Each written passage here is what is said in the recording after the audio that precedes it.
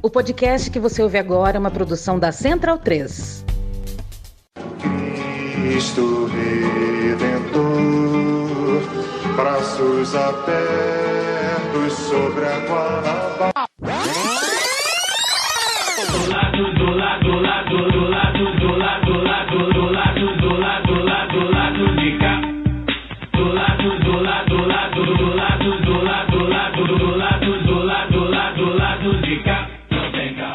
Bom momento, ouvintes da Central 3. Hoje é quinta-feira, dia 25 de novembro de 2021. Eu sou o Caio Belandi e este é o Lado B do Rio 220, o antepenúltimo deste ano sofrido. Estou ao lado dos panelistas de sempre, Daniel Soares, Fagner Torres e Luara Ramos, para entrevistar o sociólogo e professor, escritor também, Gessé Souza. Foi um papo sobre a história e a conjuntura do país através dos pensamentos de Gessé, expostos em vários livros como A Elite do Atraso, A Classe Média no Espelho e o mais recente, Como o Racismo Criou o Brasil.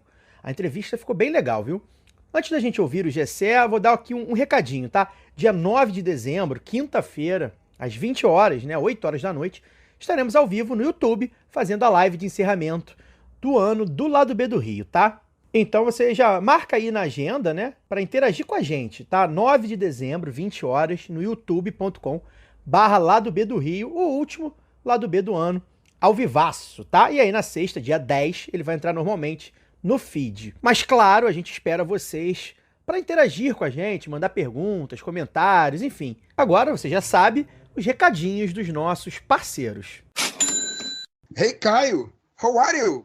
Ô, Fagner, a gente já sabe que você tá craque na língua dos Yankees, cara. Mas tem uma novidade aí, né? Tem sim. A Create agora é a We Create, a escola de idiomas parceira do Lado B e que ensina de forma leve, divertida, com afeto e pensamento crítico. Boa, Fagner. E na We Create, além do inglês, você também aprende espanhol e francês. As aulas são totalmente online, com no máximo 3 alunos por turma, e tem uma metodologia pensada individualmente. E o principal, sem nenhum especulador bilionário por trás. É verdade. Sou aluno da We Create e sei que é uma escola de idiomas plural, coordenada por 2 professoras apaixonadas por dar aula. E isso faz toda a diferença para mim. É por isso que quem quer fazer como Fagner e aprender um novo idioma, basta acessar wecreate.com.br ou @wecreate no Instagram e fazer a matrícula. Durante o mês de novembro, olha aí, informa que é ouvinte do Lado B e você vai ganhar 10% de desconto em todas as mensalidades de 2022, hein? Lembrando que o We Create é WECREATE, tá bom? We Create, a escola de idiomas parceira do Lado B. Que tal vestir a camisa do seu podcast favorito? Pois bem, na www.zitanossa.com.br você poderá adquirir a camiseta do Lado B para sair por aí mostrando que do lado de cá não tem caô. Claro, de máscara, sem aglomerar, por enquanto, a pandemia tá aí ainda. A camisa leva a estampa da famosa frase da vinheta de abertura do Lado B do Rio. Além de andar bonitão ou bonitona e militudo ou milituda, comprando a camiseta você também ajuda no orçamento do Lado B.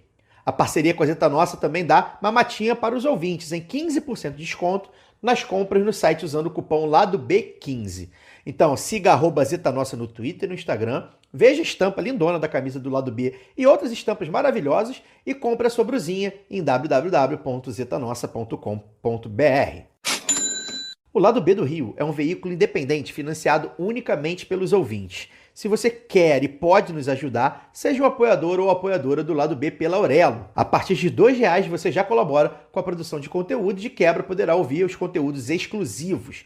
Um deles é o Documento Lado B, podcast mensal que passa a ser uma recompensa aos apoiadores e apoiadoras do Lado B pela Aurelo. Todas as demais recompensas do Padrim e do PicPay seguem valendo. O aplicativo da Aurelo é gratuito e você poderá apoiar o Lado B e outros podcasts que quiser, mas somente via cartão de crédito por enquanto, tá bom? Além do aplicativo para celular, você também pode escutar e apoiar pelo navegador digitando escute.orelo.audio/Lado B do Rio.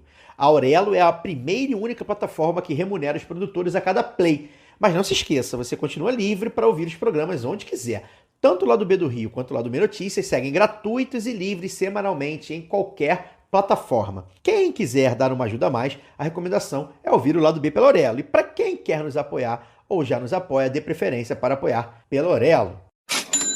Lembramos que o sorteio dos brindes para apoiadores e apoiadoras do lado B é um oferecimento da Camisa Crítica, serigrafia do Rio de Janeiro para o Brasil. Tem camisetas, bolsas, pôsteres, bandeiras e adesivos com estampas lindonas e de luta. Acesse www.camisacritica.com, utilize o cupom Lado B e ganhe 10% de desconto nas compras. Siga também @Camisa Crítica no Twitter e no Instagram. Camisa Crítica, criada para uma esquerda que não tem medo de dizer seu nome. Por fim, o ouvinte do Lado B tem mamatinha na veste esquerda também. Digitando o código Lado B na hora da compra, você tem 10% de desconto na veste esquerda. Estampa da Lélia Gonzalez, Mercedes Sosa, Paulo Freire, Che Guevara, Marielle, Malcolm X e muitas outras. Acesse vesteesquerda.com.br e utilize seu código Lado B. E agora sim, vamos para a entrevista com o Gessé. Gessé, bem-vindo, obrigado por aceitar bater um papo aí com a gente. Seu livro, A Elite do Atraso, se tornou um clássico contemporâneo da sociologia brasileira por desnudar e detalhar o comportamento da classe dominante no país. É um assunto muito extenso, muito longo, certamente, mas para a gente começar a conversa aqui no Lado B, eu gostaria que você explicasse para nós, elencasse aí para nós, para os nossos ouvintes, quais as principais características que você enxerga nessa classe dominante brasileira e o que a torna tão mesquinha, corrupta, enfim, parasita, como a gente costuma ver. Obrigado, bem-vindo. Obrigado a você.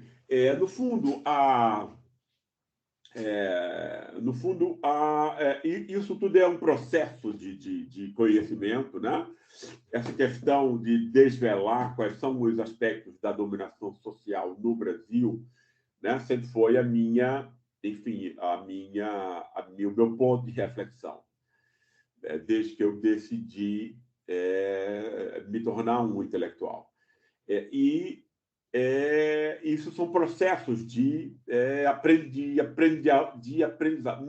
A elite, o atraso da elite brasileira, né? Nesse livro eu procurei fazer o quê? Eu procurei me contrapor à forma dominante de como o país é percebido, né? Essa forma a gente poderia dizer de um modo resumido que ela é montada pela humilhação do povo brasileiro, né? A humilhação é montada a partir de um recuo histórico ligando aí a Portugal, etc., e de uma herança da corrupção e da desonestidade, né? Isso vai atingir o povo. E você vai tirar a classe média branca, que já se sente europeia por conta da origem, e a classe da elite, especialmente a de São Paulo, que é a mais importante, que vai se ver como americana, etc. O bandeirante aí, né, transformado em empreendedor, etc. Essa loucura toda. Quem fica corrupto e ladrão é o povo, né? Os 80%, negros, mestiços, etc. Que foi e eu quis montar isso a partir da história da escravidão, né? Que ou seja, ao invés de montar uma cultura aí que vem de Portugal, que é uma bobagem monstruosa, né? Nós somos montados por instituições, não havia escravidão em Portugal, então a gente pode gostar de bacalhau e falar português, que as relações sociais, que é o que importa, não são as mesmas, né?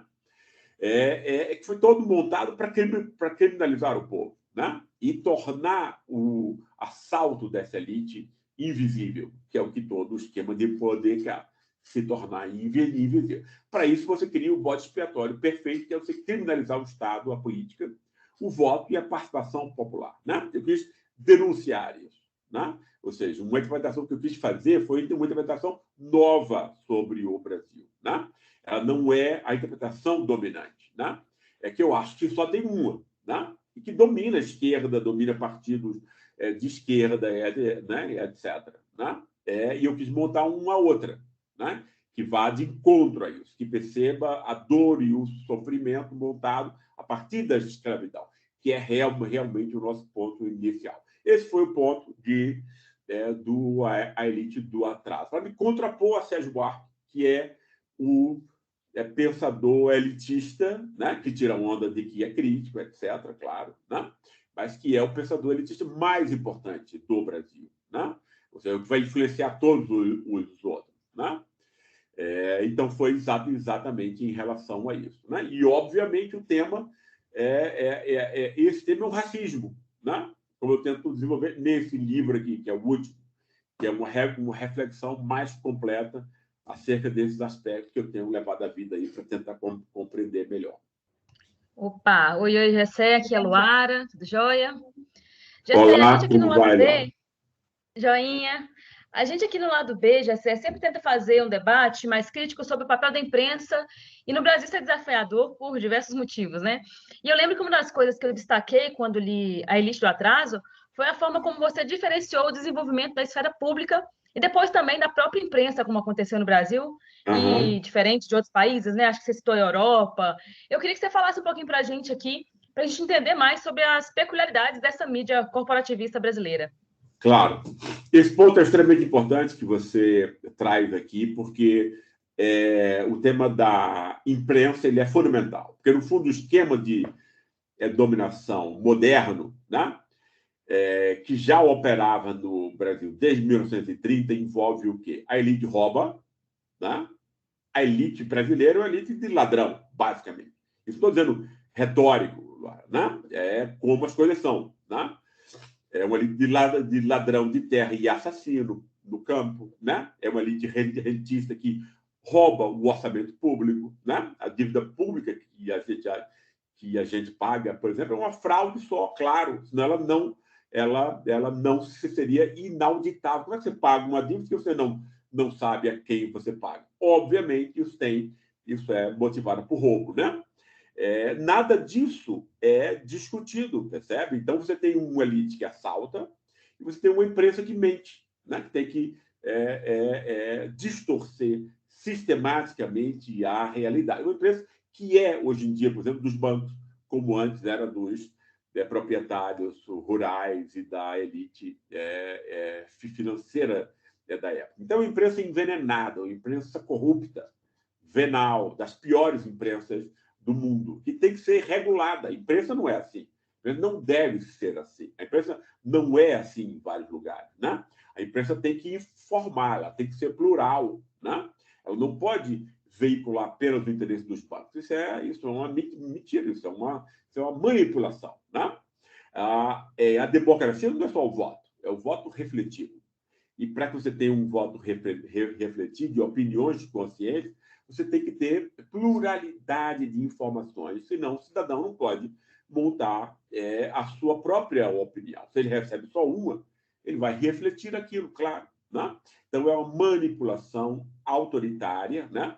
Montada sobre a aparência de um debate livre, né? Que é a maior mentira do Brasil hoje. Então, principal, esse esquema de poder só é possível de ser mantido, né? Um país rico, de gente pobre, onde meia dúzia rouba tudo. Roubo é a palavra para isso. Né? O pessoal rouba dinheiro. Né? Manda dinheiro para o exterior, paraíso fiscal, como isso agora que foi descoberto de Guedes e de todos os donos de banco. Isso é roubo. Né? Isso é desviar o imposto, né? Que em outros países dá prisão. Aqui ninguém vai preso por isso. Né? Então, essa elite de ladrão, né? Que é a nossa, né? Só pode continuar roubando, né? Se ela tem a imprensa para fazer esse trabalho sujo para ela, de mentir cotidianamente, né? Por outros assuntos, né? Dizer que a culpa disso vem de outras coisas, de outra maneira, e imbecilizar o povo brasileiro. Né? O povo brasileiro ele é inteligente como qualquer outro, mas qualquer povo pode ser imbecilizado, pode ser feito de imbecil. Se ele ouve a Rede Globo o tempo inteiro, CNN, Record e Bandeirante, ele vai ficar imbecil, né? Porque ele não vai ter defesa em relação a isso. Então, um dos principais aspectos, né, que tem que ser atacado é essa mistificação da imprensa brasileira. Perfeito, Gessé. Quem fala aqui é o Fagner. Bom, queria aproveitar, já que você está falando da mídia, você cita a elite, obviamente, seu objeto de estudo, né? Minha primeira pergunta, ela vai um pouco, como o Caio já citou na pergunta de abertura do programa, você se tornou um autor editorialmente bastante popular a partir das suas críticas ao que se convencionou chamar de elite e classe médias brasileiras, né? Primeiro a elite do atraso, depois a classe média no espelho, né? Sendo assim, eu queria lhe perguntar muito diretamente, assim, como que você enxerga, trazendo o debate dos seus dois livros para o noticiário de hoje, né, o noticiário das últimas semanas, como você enxerga a entrada de Sérgio Moro e da República de Curitiba na corrida eleitoral do ano que vem? Você crê que esses ex-representantes do judiciário serão eleitos de antemão por essas duas classes como seus representantes num projeto de redenção nacional? E quais interesses e semelhanças você enxerga entre esses atores políticos e a forma de existir e agir das elites brasileiras? Veja bem, até eu estava aqui reescrevendo hoje, né, o prefácio da segunda edição do livro A Tolice da Inteligência Brasileira, que ele foi lançado em 2015. Esse foi o livro que me transformou num intelectual público, né? Porque naquela hora a Lava Jato tinha o apoio da maior parte da população, quase 90%, né? Eu estava no governo de Dilma, mas o próprio governo apoiava a Lava Jato, vários dos seus ministros, líderes, e quem criticava a Lava Jato em 2015, criticava no máximo os seus excessos, digamos assim, as suas eventuais contradições, etc. E esse livro, A Tolice da Inteligência Brasileira, eu já dizia que a Lava Jato era um engodo desde o começo. Não? Era uma mentira. Né? Isso tinha a ver com o fato de uma leitura da interpretação do Brasil, né? Que, no fundo, é a base depois da minha leitura das classes, etc. Né? Então, no fundo, é uma leitura alternativa e crítica sobre a sociedade brasileira como um todo, né? E como ela é interpretada. Né? Porque, no fundo, a gente vive de ideia, a gente não imagina isso. Né? A gente imagina que a gente se comporta e cada um está criando ideias o tempo todo. Isso é uma bobagem, né? A gente se comporta de acordo com ideias, e ideias que são montadas por intelectuais, que depois vão ser ideias que vão ser montadas pela elite, pela imprensa, né? E vai estar em todos os lugares. Então a gente é montado por essas ideias que são as ideias dominantes, né? Então eu procurei fazer aqui nesse livro, A Tolice da Inteligência Brasileira, sobre essa forma de interpretar o Brasil, né? Então tem a ver com essa bobagem de que é um povo desonesto, corrupto, que vota em corrupto, etc, etc, que é a forma de você criminalizar o povo. Eu acho isso importante, porque essa é a base primeira, né? E você vai montando e a elite, que no fundo é a classe efetivamente cínica, né?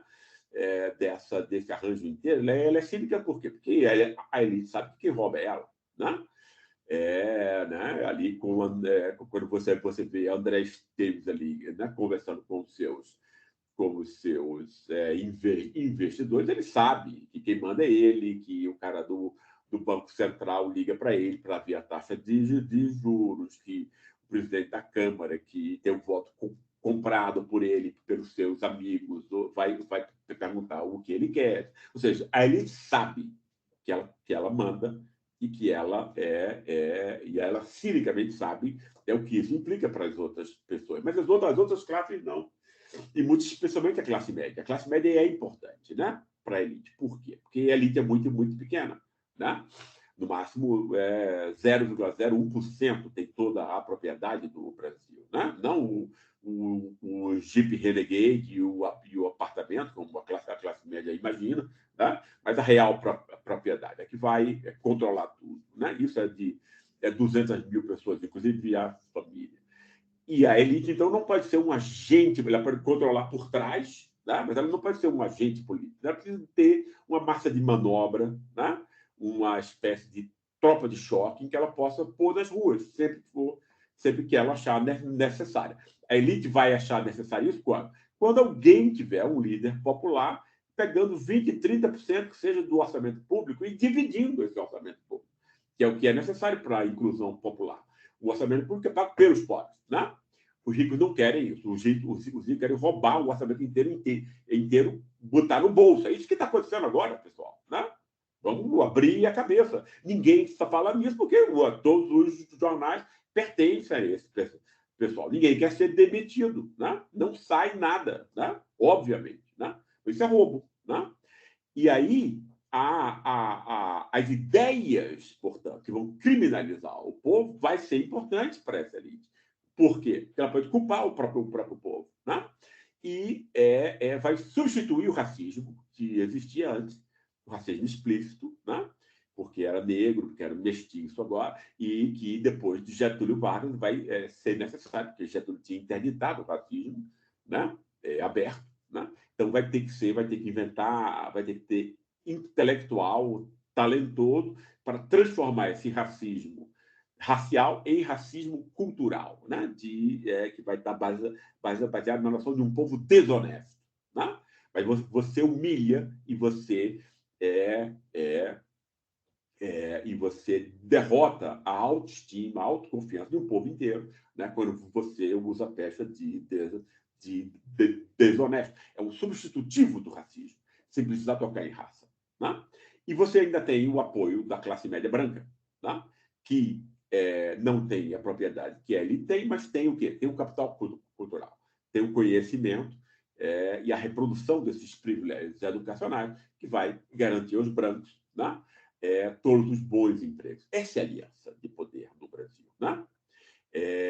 A elite é cínica, sabe que rouba, mas a classe média quer tirar onda que ela é superior moralmente ao povo, né? Então, se incomoda com a corrupção, etc., que é uma bobagem, uma mentira. Ninguém viu nenhum branquinho histérico na rua depois daquela filmagem lá das malas do Temer e do Aécio, né? Então, essa classe média branca está se lixando para a corrupção, né? Ela quer só que os negros não vão para as universidades e que não tenha pobre nos lugares onde ela frequenta. Essa é a única preocupação da classe média branca brasileira racista. E esse é o arranjo de poder. Mas você precisa livrar a consciência do racista. Dizer, olha, você não é um canalha racista, você é um campeão da moralidade, né? Qual é o canalha racista que não gosta de mascarar o seu próprio racismo com essa pátina dourada da falsa moralidade, né? Essa é a história da dominação social no Brasil nos últimos 100 anos. Ela só se repete. Professor, Daniel falando aqui, vou usar o meu lugar de fala de economista para fazer uma pergunta sobre a sua experiência na presidência do IPEA, Instituto de Pesquisa Econômica Aplicada do governo federal, por pouco mais de um ano, né, de 2015 por exatamente um ano, de 2015 a 2016, e como foi a sua experiência de entrar numa instituição burocrática, né, burocratizada, com funcionários concursados, aquela história toda, que se orgulha muito da qualificação do seu corpo técnico, mas que muitas vezes se identifica com essa própria elite. E como é que foi essa experiência à frente do IPEA? Foi uma experiência muito interessante, aprendi muito, tem ótimos técnicos no IPEA, foi com os quais eu trabalhei, né? Mas, obviamente, também foi muito difícil, porque o governo inteiro estava sob ataque. Era muito difícil fazer alguma coisa. E o que eu me tornei, no fundo, lá nos últimos 6 meses, foi uma espécie de defensor, né? Do governo, né? Mostrando o ataque da Lava Jato. É o que eu estava dizendo antes, né?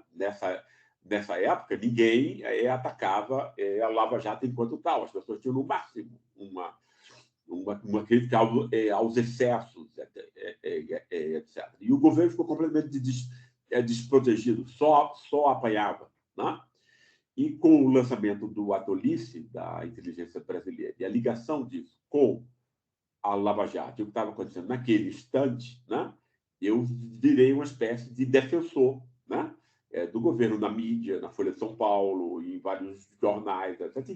E internamente no próprio governo. Então, nos últimos 6 meses, eu praticamente estava nessa função, né? E não mais estava ligado formalmente ao IPEA, levando as pesquisas que era possível levar, mas estavam, antes de tudo, viajando, debatendo, dando entrevistas, explicando o que estava acontecendo. Né? A esquerda estava dominada, e é ainda dominada por esse falso moralismo. Né? Então, levou aquela pancada na cabeça, não sabe nem de onde veio. Entende? E um pouco foi isso que me fez tornar, de uma hora para outra, intelectual público. Gessé, tem uma pergunta, eu queria que você tentasse me explicar assim, numa questão de relacionamento entre as elites, né? Porque a gente costuma falar elite, e aí, enfim, tem até críticas ao termo e tudo mais, mas acho que não convém entrar nesse assunto. Mas a gente sabe que existem isso é de uma ali. Bobagem. Não, eu acho que vamos entrar, e porque isso é de uma bobagem fenomenal.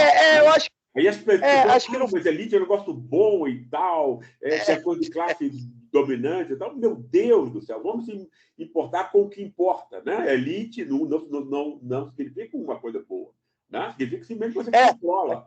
Né? Elite significa o controle e o comando de uma sociedade. Perfeito.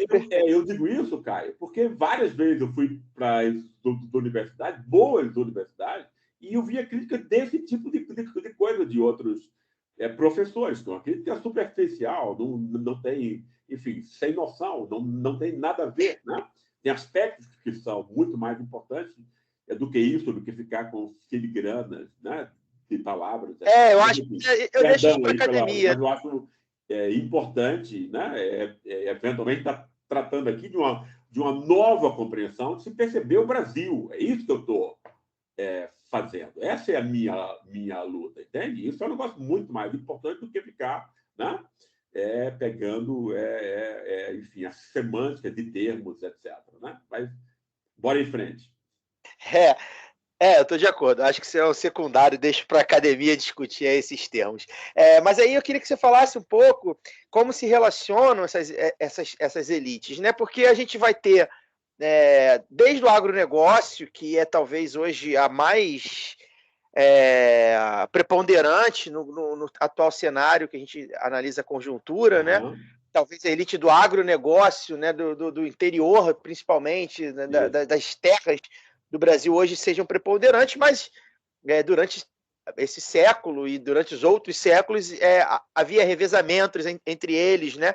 Então, os bancos, né? São vários os banqueiros entre os principais, entre as pessoas mais ricas do país, entre os milionários e bilionários, além, é claro, enfim, de outras vertentes, de outros tipos de negócios, né? Vamos dizer assim.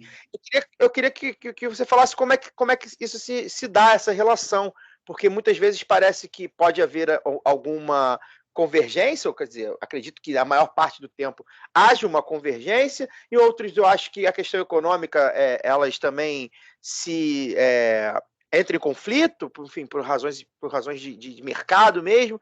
Queria que você explicasse para a gente como é que são quantas elites. Quando a gente fala de elite, a gente está falando de que ramos, né?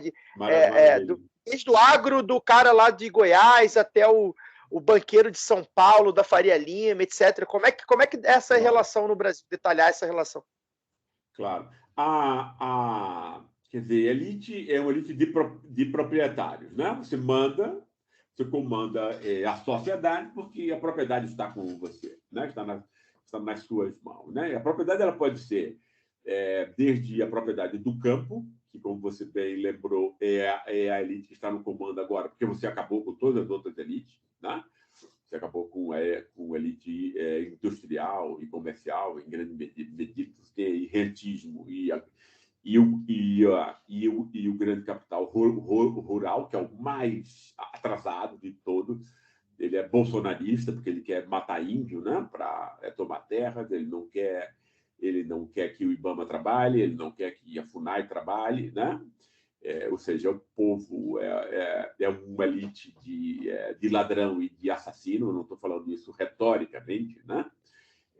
Ou seja, é o pessoal que toma as terras de poceiros, né? E depois chama um juiz como Moro para validar o título de terra, ou assassina, né, poceiro. Eu conheço isso bem porque eu entrevistei várias famílias no interior do Paraná e São Paulo que estavam fugindo desse tipo de perseguição, né? E isso não é uma coisa de 500 anos atrás, isso é o que está acontecendo agora, né? No Brasil profundo. E então você tem aí a pior elite, né? Que está faturando uma grana preta porque o real está completamente desvalorizado, está causando inflação, mas esse pessoal está recebendo agora, né? Em euro e em dólar, né? E está comprando aí o país a preço vil. E você tem a outra elite que é importante, que é o rentismo, né? Que é o quê? É uma elite que não produz coisa nenhuma e que vive de quê? Do saque do orçamento público, né? Isso é muito importante da gente explicar para as pessoas, porque as pessoas não, a dívida pública é uma dívida, a gente tem que pagar, tem negócio. Não, isso não é uma dívida pública, entende? Não tem nenhuma estrada para que foi pago isso, etc. Né? São títulos privados que foram socializados, né? Quem pesquisa a dívida pública, né? Por exemplo, Maria Lúcia Fatorelli e o grupo de auditores, né? Que trabalha há décadas nisso, né? Mostra que é isso, a dívida pública é um roubo, né? Entende? Né? Ou seja, você tem aí uma elite de ladrões, né? O que esse pessoal produz, entende?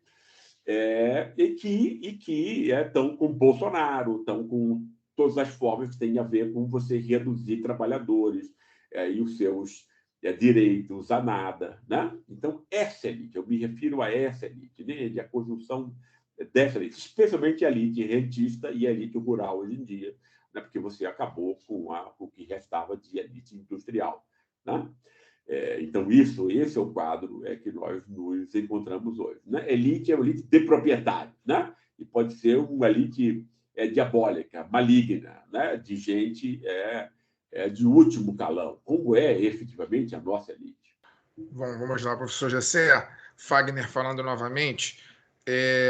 Minha próxima pergunta é a seguinte: pensando um cenário, quem sabe, otimista para o futuro, né? Embora seja difícil ter algum nível de otimismo lendo o noticiário diário, mas pensando com a cabeça um pouco otimista, o que o senhor acha que é necessário fazer para assegurar que, por exemplo, algumas políticas públicas que foram fruto de conquista da luta do povo brasileiro não desapareçam, como ocorreu, por exemplo, com o Bolsa Família agora, né?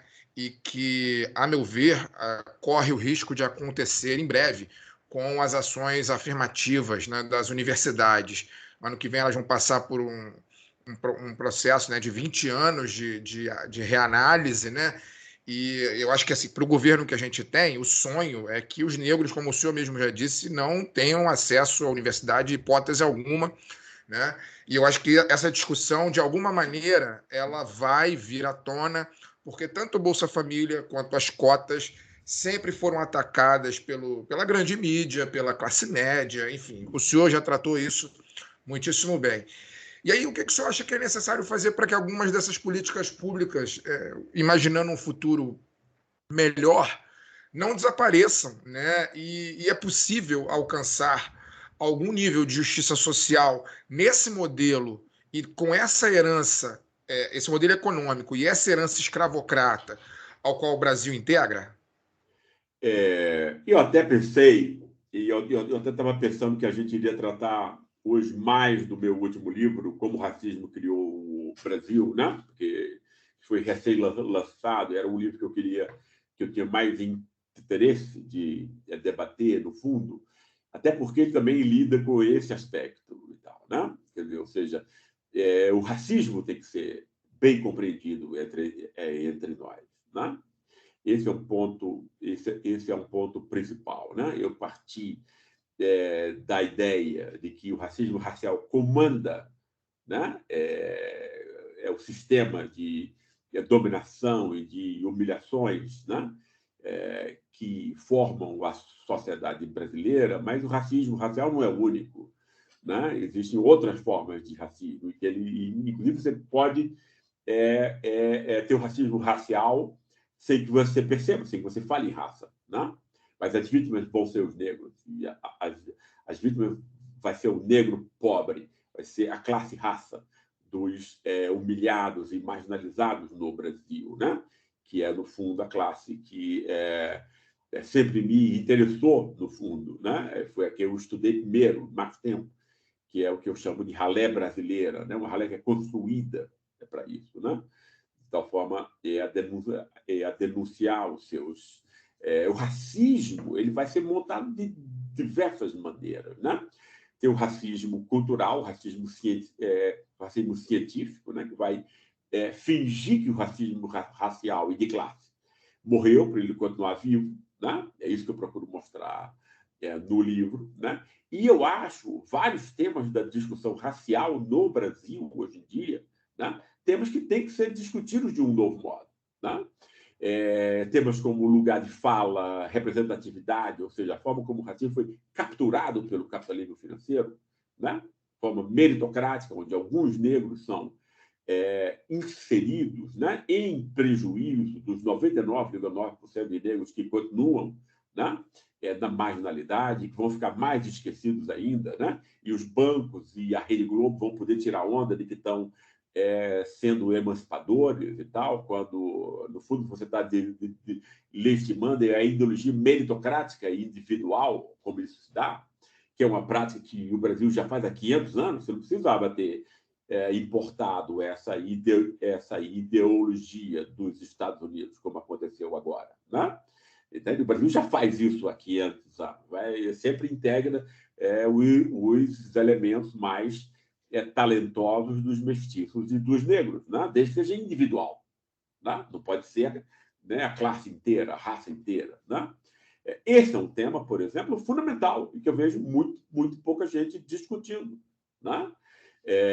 E quando você fala em racismo estrutural e deixa só o nome rolando por aí, não explica que estrutura é essa, você também joga água no moinho dos seus inimigos. Porque você diz, então você pode explicar tudo como racismo estrutural, mas você não diz que diabo é isso, né? Entende? Essas coisas que tiram onda, que são uma discussão progressista, emancipadora, não são.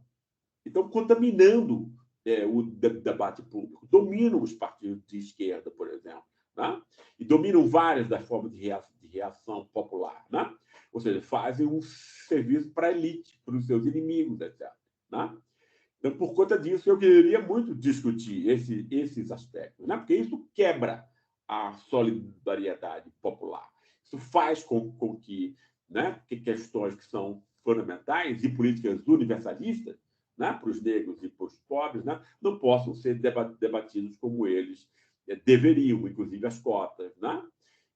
Que eu sou a favor exatamente por conta disso, porque, né, não é individual, né? Ela abrange uma série de pessoas que, pela educação na escola pública e pelo acúmulo de discriminação que é secular, né, vão ser mais humilhadas, vão ser mais, enfim, mais desfavorecidas do que outras, né? Então, a gente tem o quê?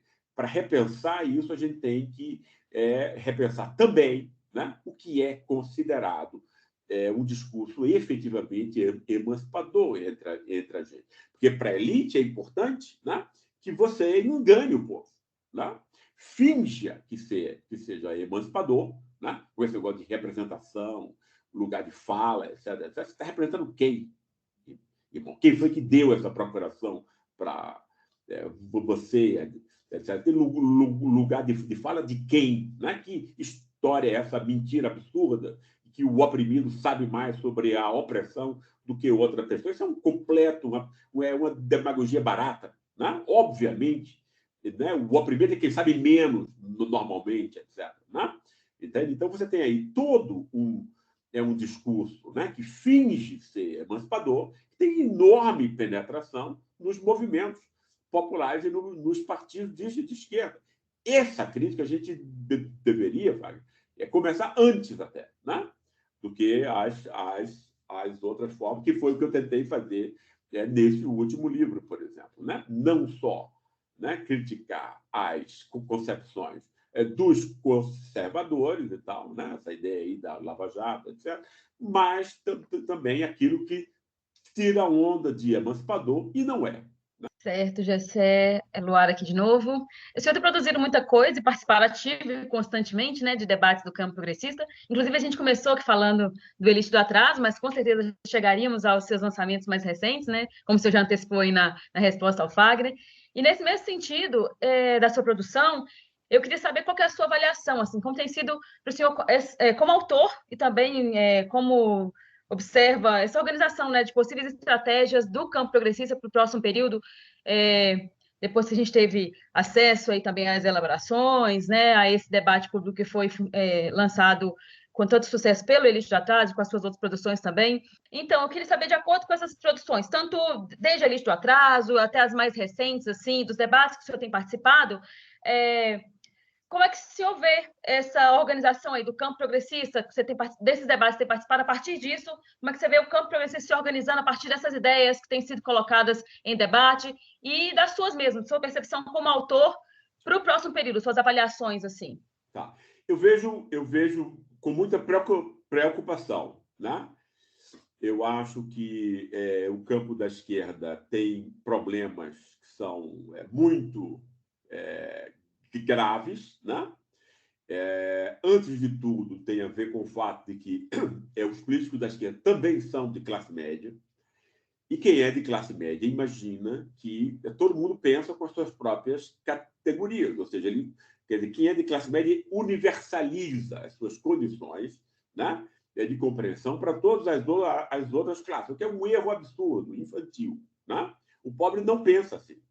Né? Então, a esquerda imagina, né, quer dizer, que o pobre tenha as mesmas condições cognitivas, emotivas, etc., etc., e está aprendendo a realidade do modo como eles estão apreendendo. Isso é um erro. Né? Não existe isso.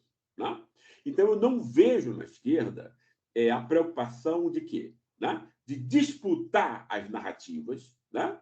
Que, obviamente, né, a direita, porque tem muito mais dinheiro, tem muito mais poder e alcance, mas eu não vejo sequer a compreensão de que esse tema é um tema mais importante. Ou seja, como é que a gente pode, né, ter uma outra análise, uma outra percepção sobre o que está acontecendo e que isso seja transmitido para as pessoas. Né? Explicar para elas porque elas estão mais pobres, explicar para elas porque elas sofrem. Né?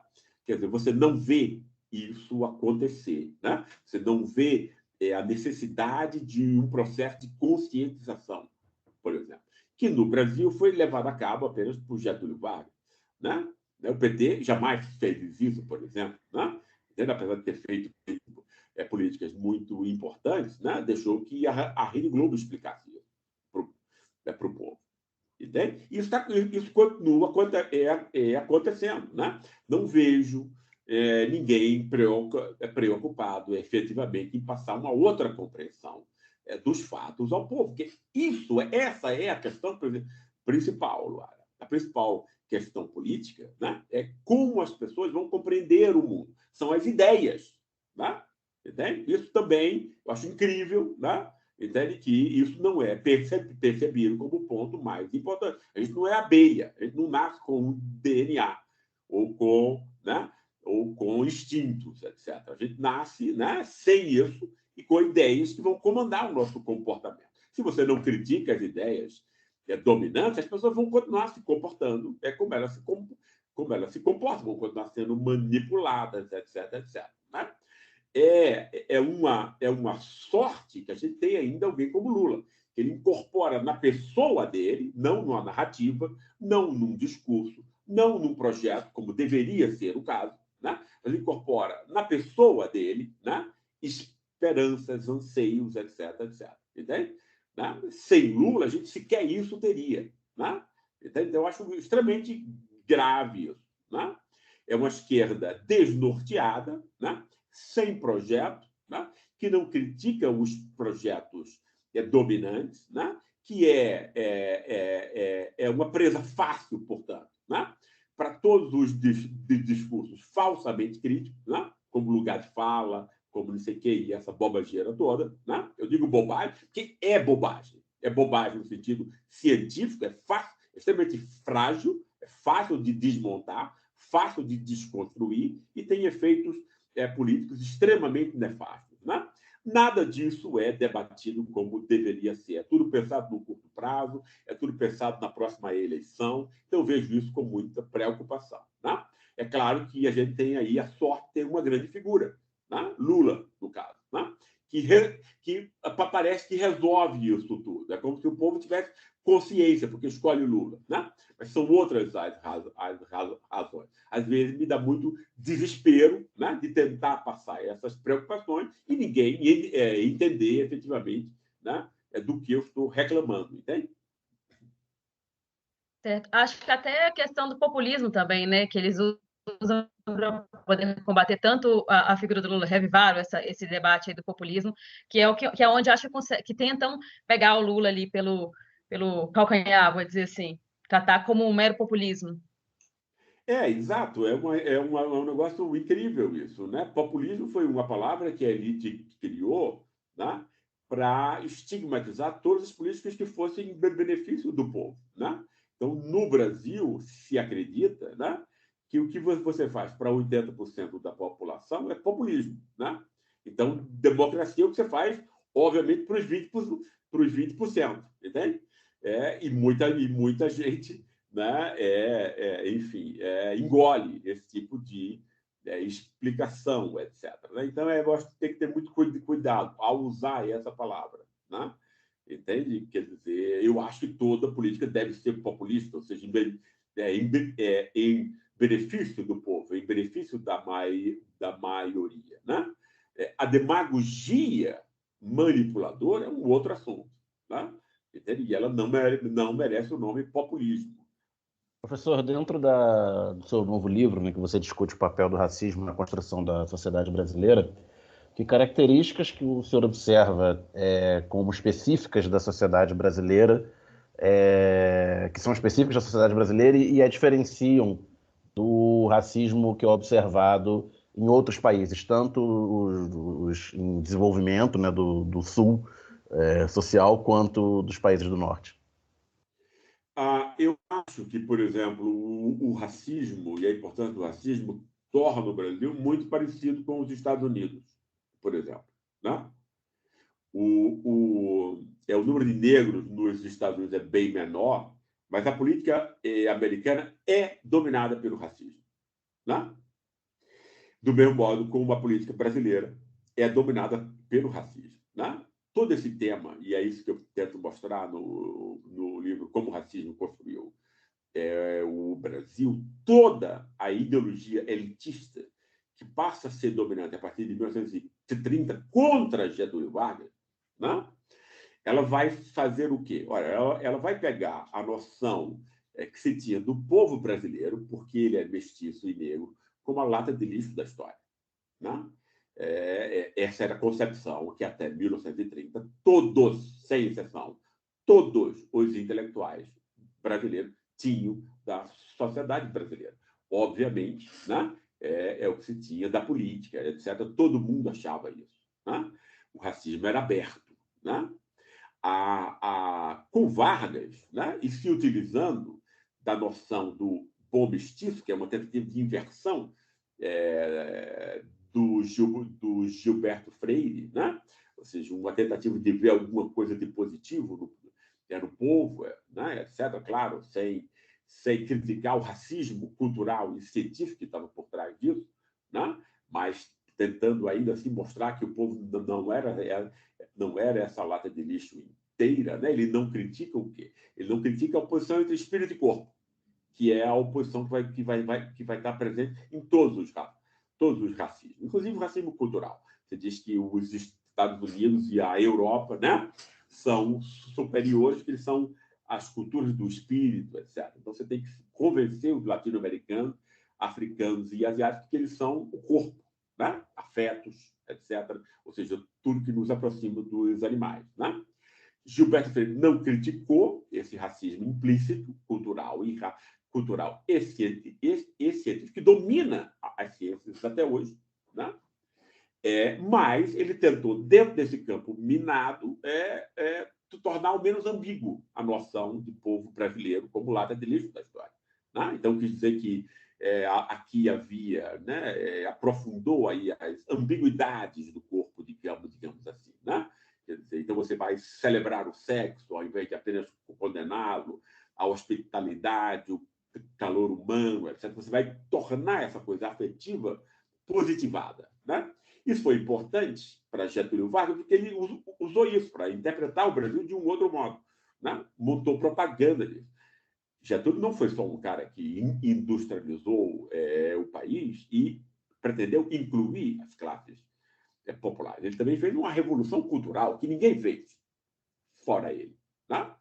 Que é montar uma propaganda, né, de que os brasileiros se percebessem pela primeira vez como um povo que tem virtudes, que possa se orgulhar. Né? Entende? E aí a coisa do samba da origem africana como sendo essa origem, o futebol dos negros, etc. Todos os temas que a gente liga à brasilidade hoje foram construídos na época de Getúlio, por Getúlio ou por Gilberto Freire, e essa transmutação valorativa, que obviamente não implica que Gilberto Freire não seja um homem das delícias. Só mostra que o mundo é muito mais complexo do que a gente imagina. Né? A elite vai montar o quê? Como o racismo tinha sido interditado por Getúlio Vargas, né? Você não podia ser mais racista abertamente, pelo menos até Bolsonaro, né? Você teve que o quê? Como é que você pode montar de novo o povo brasileiro como lixo, como lata de lixo da história? Né? Culturalmente, é isso que Sérgio Buarque vai fazer, por exemplo. Né? Vai dizer, não, o povo brasileiro é lixo porque ele vem de uma herança de ladrão, de corrupção, de roubo, desde Portugal medieval. Uma bobagem, uma fraude monstruosa, que sequer poderia existir corrupção na Idade Média. A corrupção pressupõe a soberania popular, ou seja, antes da Revolução Francesa. É uma bobagem se falar de corrupção, né? Mas todo mundo aceitou isso, ninguém sequer perguntou isso. Né? Então, você montou uma herança e o povo brasileiro representa isso. Você já estigmatiza o povo e ele volta a ser. Né? Porque, como a classe média branca, ela não se considera parte disso, e a elite montou uma ideia para si mesmo de que ela era empreendedora, americana, bandeirante, etc., especialmente a elite de São Paulo. Né? Então, o povo brasileiro voltou a ser condenado do mesmo modo como ele era antes, né? No racismo explícito. Só que o racismo mudou de máscara, e aí enganou todo mundo. Né? Mas aí você conseguiu o quê? O que a elite conseguiu nos últimos 100 anos? Criminalizar o Estado, criminalizar a política, criminalizar o voto popular, legitimar a cultura de golpes de Estado no Brasil. Por quê? Porque o povo é percebido de novo como a lata de lixo da história, como corrupto e que vota e elege corruptos também. Né? Então, eu quis o quê desse livro? Né? Mostrar que racismo ele é múltiplo, né? Porque senão você não percebe as máscaras que o próprio racismo racial assume, né? Para continuar vivo fingindo que está morto. Né? Ou seja, ele não precisa usar a raça, ele pode usar a cultura e pode identificar o povo como uma cultura, né? Atrasada, né? Moralmente inconfiável, etc., porque a dimensão moral é a mais importante dos seres humanos. Né? Então, se você quiser matar alguém, você diz que essa pessoa é corrupta, inconfiável. Né? Então, foi exatamente isso que os tais intelectuais brilhantes do Brasil, perseguidos como críticos, admirados pela direita e pela esquerda, né? Nos disseram até hoje. Né?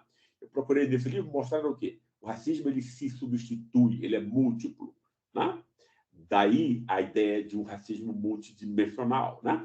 Que aí você pode perseguir negros não só dizendo que ele é inconfiável, porque ele é político, é corrupto, como ele pode também ser transformado no criminoso. Né? Foi a história dos Estados Unidos. Né? Como a guerra, a luta pelos direitos civis americanos torna, nos anos 60, o racismo explícito interditado na esfera pública, que Getúlio tinha conseguido interditar muito antes. Né? Então, a política americana vai ser montada através da guerra das drogas, a guerra contra o crime, que é uma guerra contra o negro também. né? Então, o afeto racista continua lá. Ele só vai ser trabalhado de uma outra maneira, né? Perceber a multidimensionalidade das formas de racismo, né, nos ajuda a não ser feito de tolo, portanto, né, por essas políticas que conseguem, né, preservar o ímpeto e o afeto racista sobre uma outra máscara. Perfeito, GC. Acho que a gente conseguiu condensar bastante coisa. São muitas perguntas, são muitas obras que você publicou nos últimos anos, importantes para a gente refletir. Mas a gente já deu o nosso horário. A gente já deixa aqui um convite para voltar novamente, para debater outros artigos, enfim, outros problemas que o Brasil tem, que a gente sabe que para debater questões do Brasil não falta. Queria que você deixasse agradecer, primeiramente, seu convite, aceitar o convite, né? E deixasse seu recado final, enfim, se você tem atuação nas redes, procurar seus livros, divulgar o último livro. Muito obrigado, tá? Claro. Obrigado a vocês pelo convite, fiquei muito contente de poder participar. Obviamente, né? Eu gostaria de lembrar aos nossos amigos que estão nos acompanhando aqui desse último livro, né? Como o Racismo Criou o Brasil, né? Eu acho que essa reflexão, né, está de um modo mais maduro, mas também mais claro, eu acho, para as pessoas, inclusive das armadilhas, né?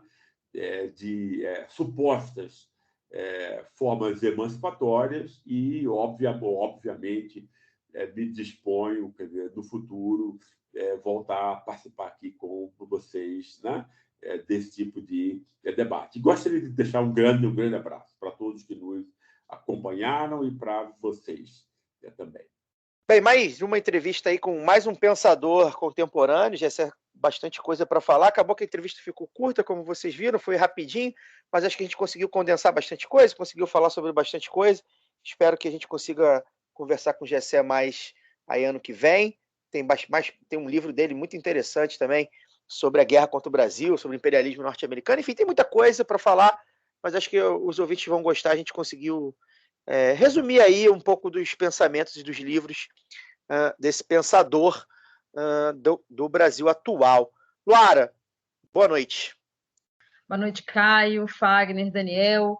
É sempre bom, né, ouvir quem está formulando, quem se propõe a participar do debate nesse país que é tão maluco. Eu acho que, independente da gente discordar ou concordar em parte, eu sempre admiro muito quem tem coragem de formular neste momento, assim, porque não sei se vocês têm essa mesma percepção, quando a gente estuda história na escola, assim, a gente fica pensando, né, como é que isso aqui foi possível, como é que aquilo ali se desenvolveu daquela forma, né, o que fatos levaram a aquelas... Foi construído, assim, o que a gente estuda hoje, né, e agora a gente vê isso cada vez mais rápido, a história se desenrolando diante dos nossos olhos, e ver gente com disposição para poder interpretar isso, eu acho sempre muito interessante. Eu realmente acho muito corajoso.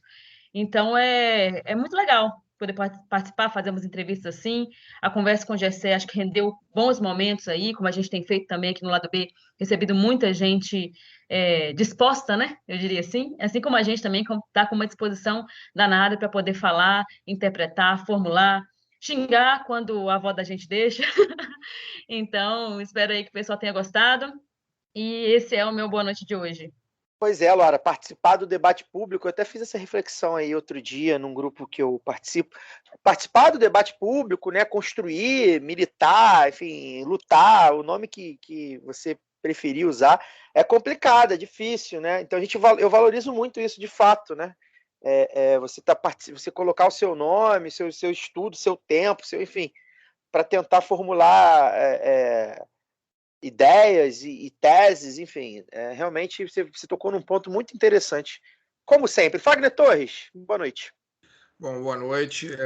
Também gostei muito da entrevista com o Gessé.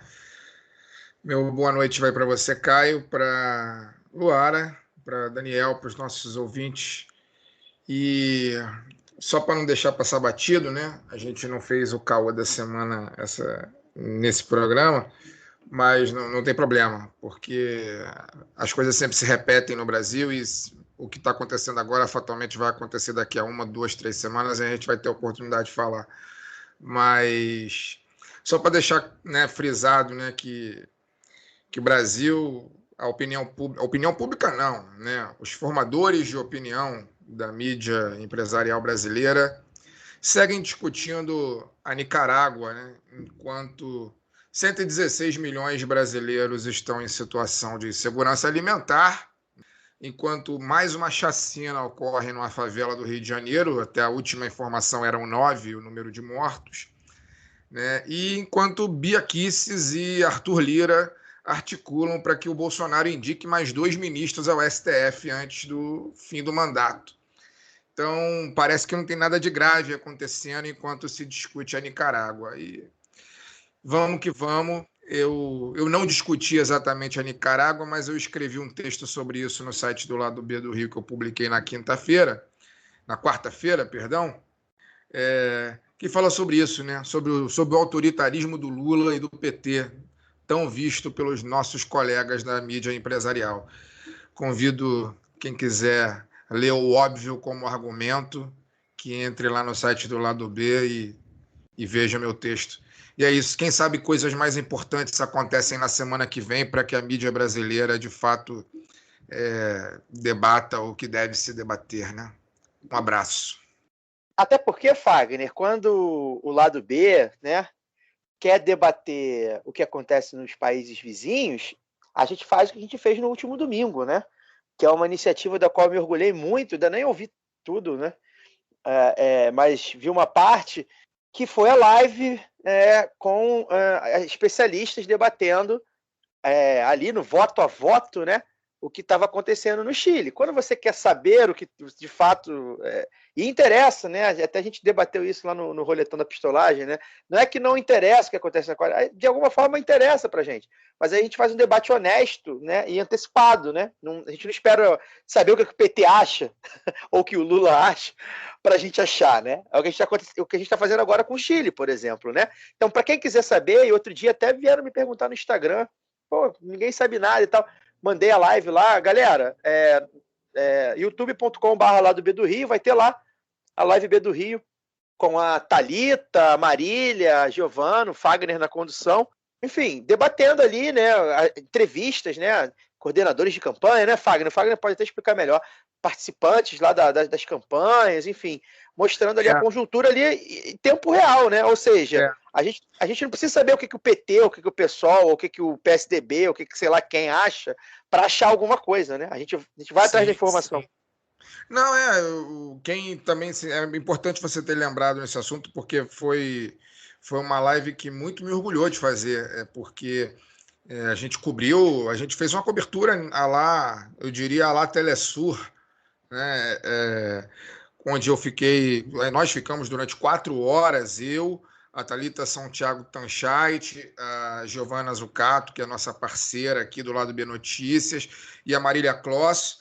Fizemos uma cobertura minuto a minuto do clima eleitoral na eleição geral do Chile, e a gente ouviu, né, pessoas em loco, né, a gente conversou com uma das coordenadoras da campanha da Jasna Provost, né, que era candidata da Democracia Cristã, candidatura considerada de centro, né, muito embora essa coordenadora que nós conversamos, ela se localize no espectro da esquerda, enfim, uma mulher, uma militante feminista fundamental, muito importante, que há lá no Chile, a Javiera Arce, né? Ela deu, inclusive, um depoimento emocionado para a gente, né, sobre o impacto que era viver sobre o dia de uma possível eleição de um candidato fascista, né, que é o Cast, que passou para o segundo turno, né? Eu senti que a Javiera, que foi, de fato, o depoimento mais emocionado e que falava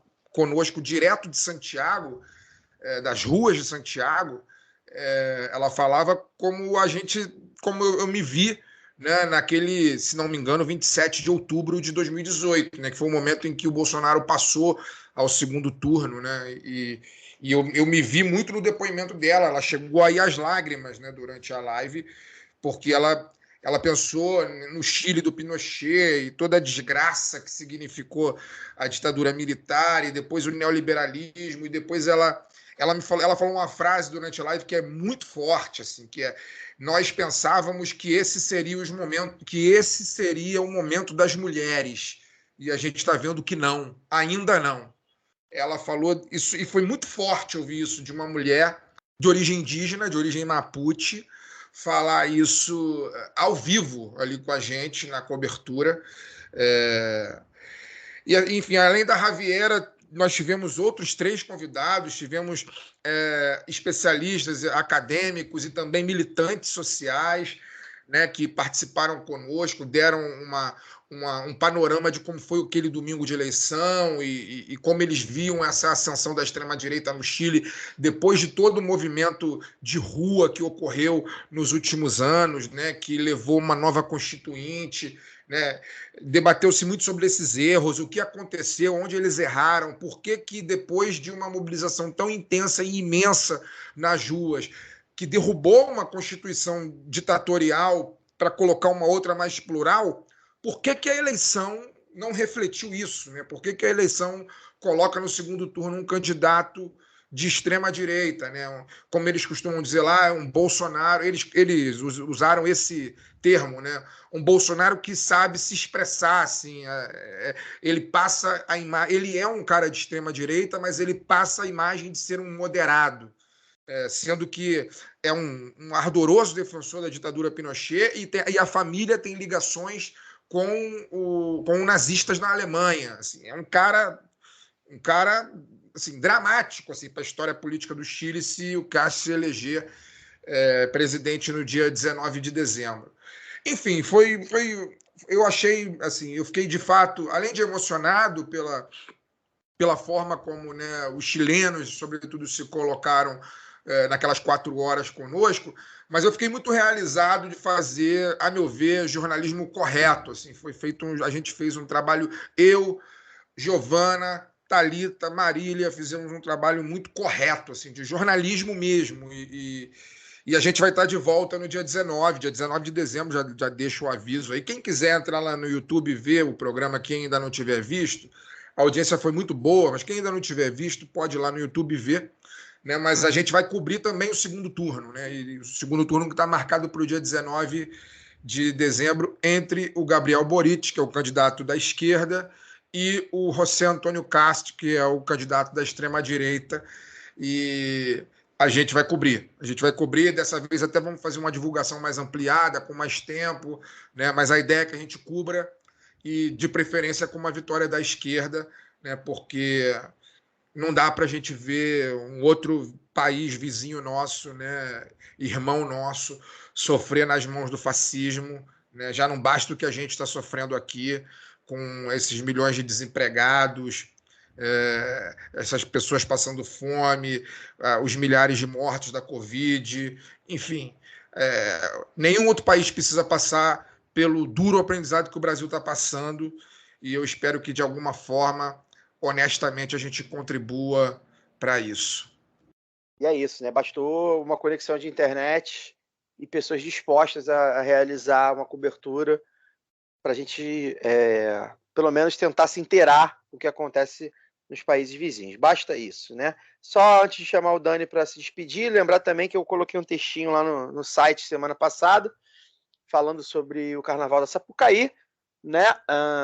Até eu abro, dizendo, pô, Caio, vai ter carnaval? Bem, gente, não sei se vai, mas a previsão é que tenha, levando em conta essa previsão, que tenha carnaval na Sapucaí, aqui no desfile do Rio de Janeiro. Elenquei lá 5 motivos para não perder aí de vista os desfiles das escolas de samba do Rio. Como vocês sabem, a gente acompanha aqui de perto. Um dos elementos que eu mais me orgulho do lado B é ver várias pessoas de vários lugares do Brasil falando, que passaram a dar atenção depois que a gente falou, né, das escolas, dos desfiles, né? E esse ano talvez seja, na história, talvez, pelo menos na história recente aí, dos últimos 30 anos, 40, talvez, praticamente todas as escolas vão ter enredos de causa negra, de culto à negritude, de resistência comunitária, tem uma de lenda indígena, enfim. Um dos motivos é esse. Então fiquem de olho. Dani, desculpa te fazer esperar aí, mas enfim, dê o seu boa noite. Fique à vontade para dar seu boa noite. Sobre o carnaval aí, se vai ter ou não vai ter, né? Vai depender das condições sanitárias, como elas vão evoluir até fevereiro. 3 meses são uma eternidade dentro da realidade pandêmica, né? Mas eu acho interessante que, mesmo que ainda faltam 3 meses, tem muita gente que passou 1 ano e 9 meses dizendo que pandemia não existia, né? Que ia morrer gente de qualquer maneira, então não podia fechar nada, não tem que manter tudo aberto, que isso aí era um hoax para derrubar o mito, que vacina não funciona, que é uma gripezinha, etc, etc, e agora estão preocupados aí com distanciamento social, com número de morte. Acho curioso. Boa noite, até semana que vem. Pois é, no mínimo curioso. Até semana que vem, convidada também bem bacana para debater aí mais um assunto. E a gente está chegando ao final do ano, então convido a todos, vamos fazer uma divulgação aí massiva.